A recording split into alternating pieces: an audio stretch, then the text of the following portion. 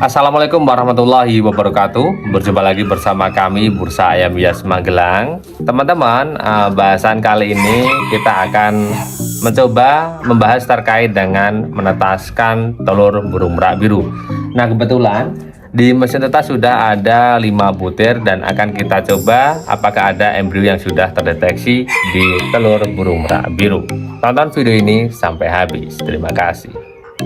Nah, teman-teman, sekarang kita sudah ada di depan mesin penetas telur full otomatis. Di dalam mesin ini kita sudah ada 5 butir telur burung merak biru. Ada yang baru berumur 3-4 hari di dalam mesin dan ada yang sudah seminggu. Nah, nanti kita akan cek yang sudah berumur 1 minggu. Apakah sudah terlihat untuk embrionya atau belum.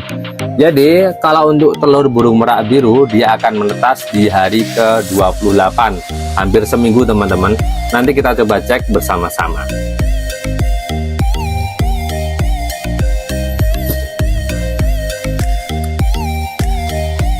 Teman-teman, coba kita perhatikan titik hitam di dalam telur burung merak biru setelah kita setel.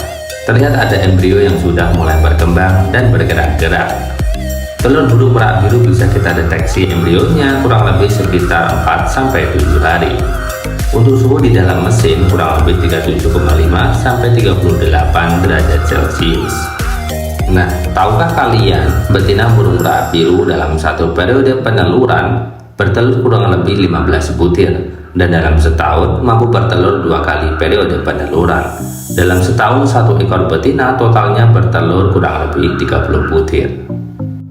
Di video ini merupakan tampilan burung merak biru usia dewasa full warna, semakin cantik dengan ekor panjangnya. Kalau kita bedangkan ekornya dari kanan ke kiri, panjangnya kurang lebih sekitar 3 meter. Gimana teman-teman? Semoga info yang sudah kami berikan terkait dengan menetaskan telur burung merak biru dapat bermanfaat buat kalian semua. Walaupun singkat, semoga bermanfaat. Jangan lupa teman-teman untuk like, komen, dan subscribe channel kami Bursa Ayam Hias Magelang. Bursa Ayam Hias Magelang pamit. Salam lestari, salam sukses peternak Indonesia.